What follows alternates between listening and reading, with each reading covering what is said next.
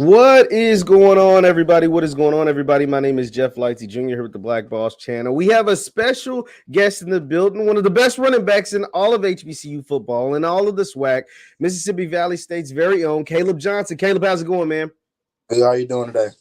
Hey, we're doing good, man. Doing even better that we have you on the show. Caleb, just talk to me about Valley, man. You guys got a lot of new players on your team coming in from the transfer portal out of high school. There's a lot of hype around Coach Dancy and you guys, the Delta Devils down there. How does it feel to be a part of this Valley football season headed into the 2022 season? It feels good. This season, it kind of feels a little different, like you said, because now we have a lot of positive hype about us. Mm-hmm. So it's not how it was the years prior, where it was kind of negative. It wasn't really a lot to talk about because they kind of expected us to be at the bottom. But how we ended the year last year, and with the transfers, as you said, the guys that we recruited coming in, so it's a lot of hype, and I'm excited for it. Yeah, man, and you had a breakout season last year. But before we get into your years at Valley, I want to take it back some, man. You're from Memphis. You played ball in Tennessee. What was it like growing up in one of my favorite cities in the country, Memphis, Tennessee? Yeah, for sure. Memphis is Memphis. Like they say, we're really a basketball city, but recently within the last couple of years, we've had a lot of athletes go major D1, and I wouldn't change where I'm from. Memphis, you got to be there for real. So talk to me about football. Who first introduced you to football? Where did it come? Where did it start? And when did you start realizing that you actually enjoyed it and was pretty good at this game? I started playing football when I was like five or six. My family is a football fanatic family. I got cousins right now that play Division I football. Okay. I played at Memphis. My dad, he played at UT Martin. So it just been in our genes, really. Oh, and so your family plays ball, dad plays ball.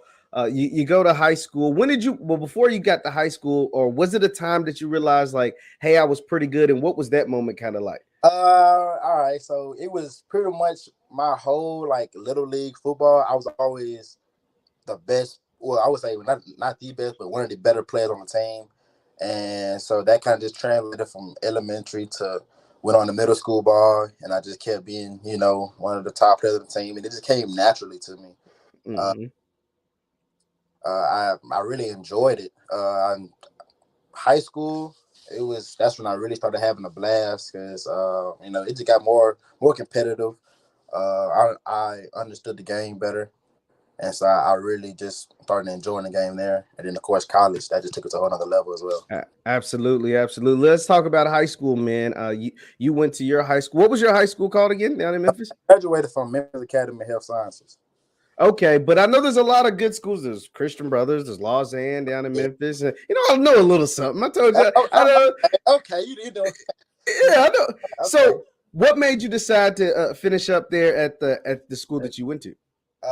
I went there because my dad he had ran the school, so I ended up transferring maybe about 10th grade maybe, and so I went there. Family environment close, and then so I ended up playing football and basketball there. Actually, two-sport athlete, and that'll throw that out there. I can hoop a little bit, Okay, I was just about to get to that, man. But yeah, it was a small school. We were 2A, and so I kind of built that up. We went like 5-5 my junior year. We didn't do too good my senior year though, but we had athletes though for real though. And so talk to me, okay, so with a team that's a smaller school and a team that may not have the best record, kind of what was recruiting like for you coming out of your school? For me, I think at the time I was the only one to graduate that went D1. We had like 4 other guys that I think some went like D2 and some went NAIA. But for me, I ended up getting recruited from South Carolina, the game coach my junior year. They offered me and everything. So that was my only FBS offer that year. Waited too late. They ended up pulling the offer. So then going into my senior season, that's when I ended up getting a lot of FCS interest from Valley, UT Martin, ETSU. So that was some of the schools that were hitting me up, and then I ended up just choosing Valley.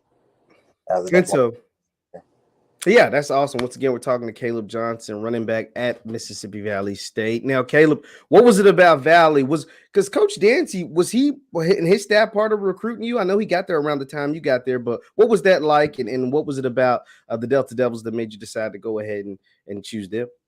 Okay, yeah, I came in, like, I think Coach Dancy got hired maybe in January, and then I ended up signing in like February, like right after that. So I was like in that first class that, you know, brought in. And so him and Coach Terrence Barron recruited me. And Coach Wade, he's actually at Delta State now, so we actually got to play them in the fall. But that's how I got there. Then Valley's only maybe like an hour and a half from Memphis, so I didn't know that. Yeah, so I was big on just kind of being close to home. Mm-hmm. And then, you know, I met with Coach Dancy, and the rest was history. I felt like I could trust Coach Dancy, and I could. And you see what we're kind of building here, that we're still building here. So. Absolutely, man. Absolutely. In Valley, I feel like is a school, like you said, hasn't always gotten the best press, but what you guys are starting to build, and not just on the recruiting trail, but actually like on the field. Let's talk about on the field stuff. When you first get to Valley, what were your thoughts about the school and about, you know, you got a brand new coach and you got a program that was still working. What was those early years at Valley like for you? The early years at Valley was rough at first. I think I got red shirt in my true freshman year, not playing much, but then my red shirt freshman year, I started playing. I got in the rotation middle of the season, took over to like the starting role. COVID came. Yeah. Oof. After that, and then I just took off after that. But that's what it seems like. But I love Valley though. But when I first got there, you know, I never heard of Valley. You know what I'm saying? Until they called me, and it was only like I said, an hour and a half away. I'm like, I never heard of this school. Looked them up. It wasn't too good when I looked them up, but I was like, let me just go down there and let me see. And so, like I said, the rest is history after that.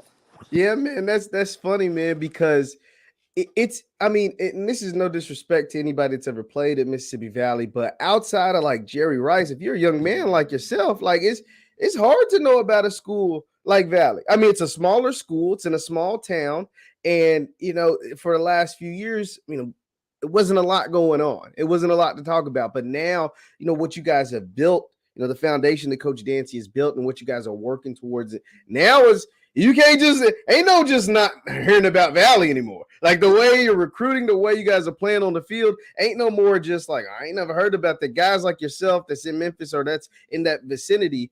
I think will now know about what's going on at Mississippi Valley State. So let's talk about like some on the field performances, man. You talked about, you know, you redshirted that first year. A lot of people don't think about that. When you redshirt, you're not playing. What is that like to be someone? You've been the man at your high school. You go to a school, and they tell you, hey, you know, we want to redshirt you, and you're not playing. What was that like for you mentally? Mentally, that was tough because I remember getting the call because I think that was the first year that you can play like 3 or 4 games. Mm-hmm. Yeah, eligibility. So I played in like 3 games. I was the leading rusher for 2 weeks. I don't know. We didn't destroy it though, but I was the leading rusher. So I'm like, okay, I'm cool. And so I think my dad ended up getting a phone call first that they were going to redshirt me. Then they ended up telling me at practice that they were thinking about redshirting me, but I didn't understand why at the time. So I was frustrated, kind of lashed out a little bit. Kind of, you know, I was very, very upset, you know, with it. But then that really was the best decision because now I saved that year. I really got 2 more years left to play because COVID came. So that saved me a lot. So, hey. That's awesome, man. that's awesome to hear. And Valley fans love to hear that too, man. They love to hear that they know they're gonna have you around for a while. I also want to ask you about the Covey year. You know, in the SWAC, you guys didn't play in the fall. Obviously, you ended up playing in the spring, but you know, take me back a little bit. I know it's been a couple of years now, but what was that like?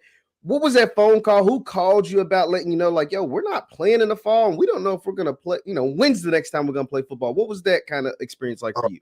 I remember being at school when we got sent home. First off, we were actually getting ready for spring ball. So we got sent home, everything in the world going on. So they were telling them that we're going to come back in the fall. Then we didn't have a season in the fall. Then it was like, we're coming back in the spring, going to have a season. So we played it was 6 games on the schedule, but I think we only played like 3 because we ended up catching cases and COVID and everything. So, it was crazy that first week we had to go play Jackson State. I think we only had maybe like 5 or 6 practices, like full-fledged practices. Wow. Because it had stormed, and then of course with the COVID, so our conditions aren't the best. So when it was storming, the fields turned real muddy. So we were like really like practicing in mud and like in clay. So it was just terrible. We didn't even want to go out there. So we got that together. Then I ended up breaking my hand right before the Jackson State game. So I played our spring season with a hard cast on, and that was the first season that I ended up making our conference, our SWAC, with the broken hand. It's pretty hard to play running back with a broken hand, man. I mean, you got to catch the ball, you got to protect the ball. What was that like for you? And I remember I broke my hand on a Tuesday in individual drills, broke it, and I went to the doctor the next day, maybe about 11 that morning, and I made it back to Mississippi for practice at 3, wrapped it up. They wanted to see what I can do. I felt like I could play. And I'm glad I did, because that kind of just showed that anything is possible. I prayed about it, and God gave me the strength to go out there and perform. It wasn't too difficult, because I'm an athlete, I'm a baller, so I can catch. Hey, yeah, it wasn't too difficult. I just had a hard cast on my hand. But man, I remember sometimes they used to have me at receiver. It'd be like we going empty personnel. I'm like, I got a whole cast on my hand. They know I can ball for real, but they were throwing me the ball still. But that was fun though. Thinking back on it, I'll never forget that.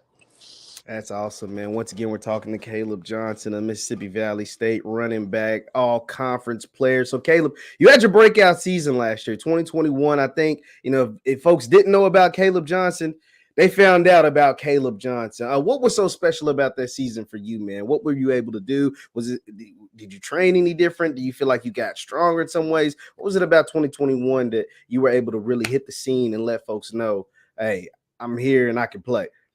I really want to go back to that Covey Year. I really think that break of being away kind of refreshed, kind of hitting the reset button. It got me back going. I got back in the gym. I got back training again for real. And I feel like I got older, so the game slowed down. So I took what I was learning from the board to the field, coaching wise, and so that helped me out a lot. Really, this season, I was able I got stronger as the games went on. A lot of people, would tell me. So that goes into our training and my off-season training as well. So that was what I was able to do this year, and I was able to lead the conference in rushing yards. I want to improve on that some more. It's still the thing that I need to work on for sure. That I'm working on now, so we can fix next season. Absolutely, man. I mean, I'm looking at some of these numbers from this games. 123 rushing yards against Alcorn, 131 against Jackson State, 193 against Prairie View. What would you feel like 109 against Southern? What was your favorite game that you feel like you played, you did the best in, and what was it about that game that you had a lot of fun out there? I would say top 2 just off the head would be Prairie View. When I went for like 193 last game of the season, and then of course the Jackson State game. Everything going against Jackson State, going against prime time, and going against one of the best defenses I feel like in the country, because them boys have some athletes, and just taking it to them and just having a good game and showing the world really, showing the conference of what I could do. Absolutely, man, and that is. You really did. I mean, you did exactly what you said because, like you said, Jackson State had a lot of hype, and they still do, obviously, because of their coaches, because some of the names they brought in. But you went in there and it did work, and not just you, but the team. I mean, Valley really there and kind of, although you guys weren't able to come away with the win, I mean, you guys wreaked havoc in the backfield on defense. I mean, I think they kind of probably finished with like 5 or 6 sacks, and then you had 130 on the ground. Like, what was it about your team? It seems like you guys got better in every single week. What was it about last year's group that you can take into this year as far as getting better every week like you guys did? I think it's just the mentality that our coaches put into us, that Coach Dancy put into us. It's just tough guy football. And when you're playing tough every week, you know what I'm saying, and playing with effort, you playing at 100 miles an hour, that really bridges the gap when you make mistakes and everything, and that kind of levels the playing field, just playing fast and playing hard and playing tough. So I think that if we can continue that and hone in on our mistakes and hone in again and just come more together, work on some more things, I think we'll be good to go in the fall.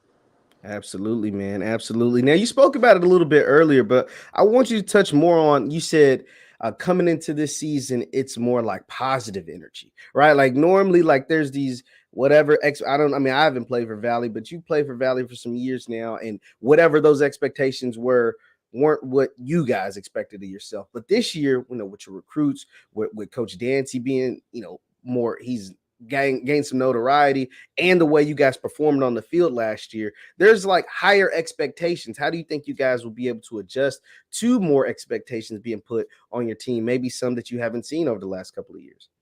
That's a good question. I feel like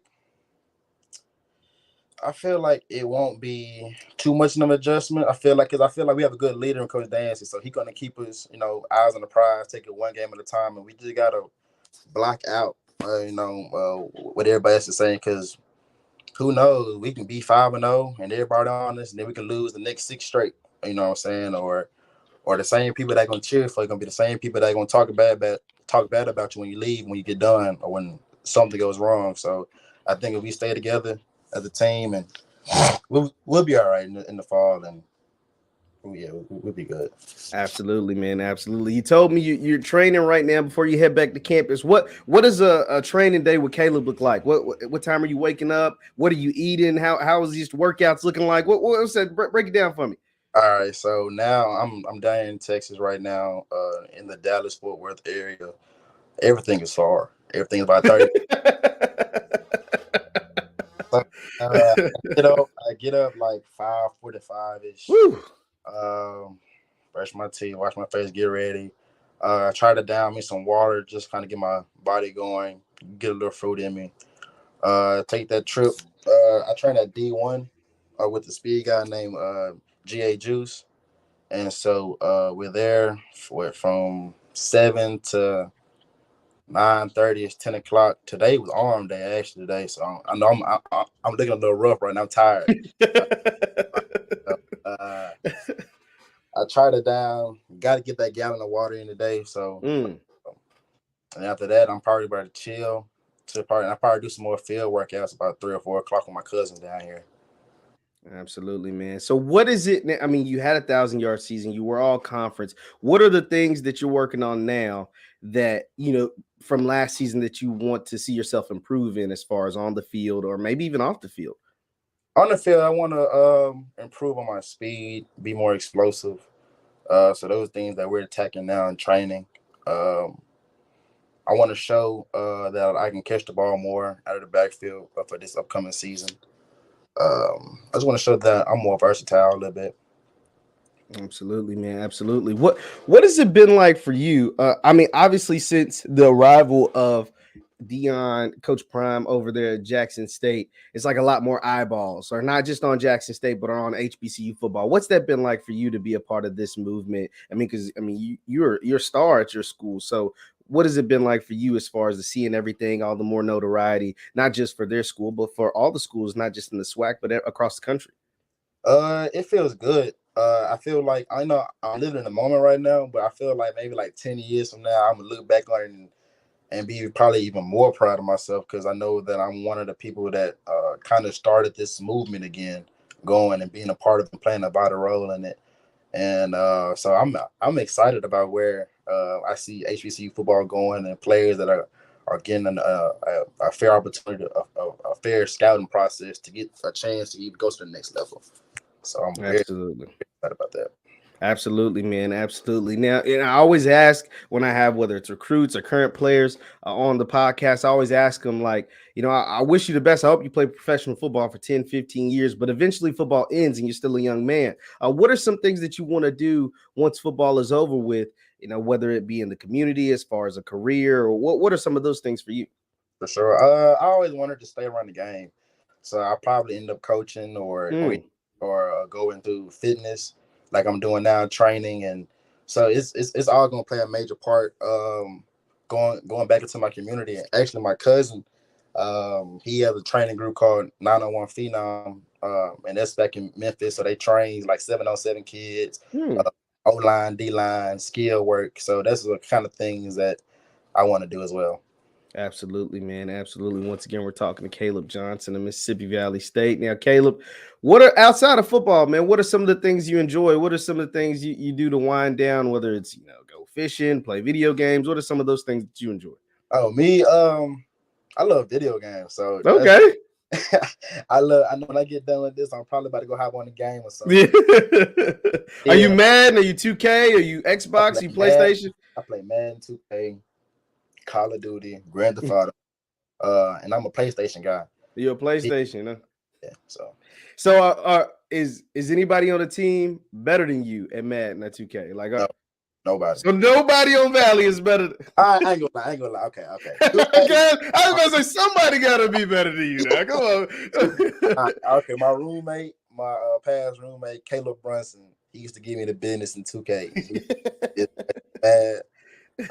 I used to play MLB The Show. And I think he beat me like 6 or 7 games straight. But otherwise than that, ain't nobody else. I don't know what he be on for real, because he a real.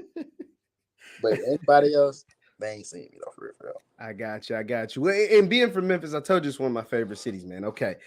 What are your favorite places to eat in Memphis? What is like your go-to spot when you, I know you don't live that far from home, but when you head back home, it's like, I gotta go to, is it Gus's Chicken? Is it somewhere else? Like, what are we talking about?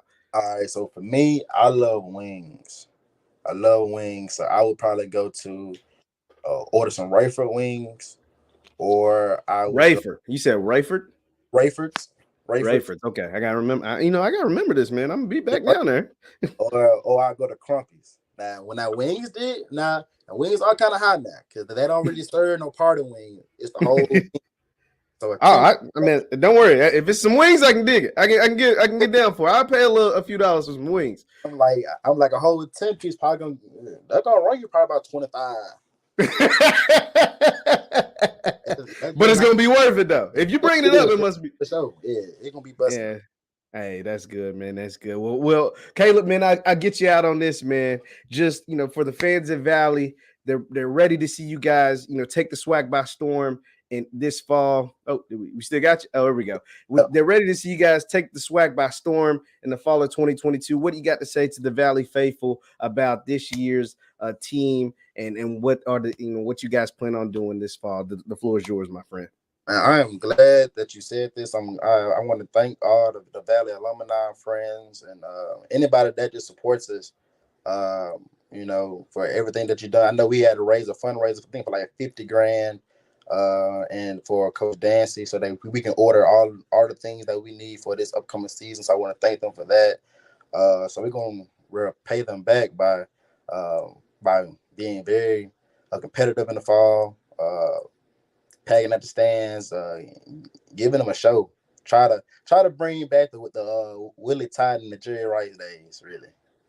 Absolutely, man. Absolutely. Yeah, they killed that fundraiser, by the way. I haven't checked it in a while, but last I saw it was over 60,000. So yeah, they really went up. Yeah. Yeah, it definitely went past 50. It was at 60 when I last seen it. It was at 61. So who knows? It might be hovering around 70,000 by the time, in the next right now. So, but Caleb, man, I appreciate it. Hey, good luck to you. Congratulations on everything you've done. Good luck to you this fall. And also congrats on joining the greatest fraternity in the world, the Young Neo, Spring 2022. He's an alpha man. Yeah, but this is They yeah. the greatest champ in the world. Yeah, absolutely, man. Absolutely. Hey, appreciate it, man. Good luck to you this season, and we will be looking forward to all your success this fall. This is Caleb Johnson of Mississippi Valley. Say thank you guys for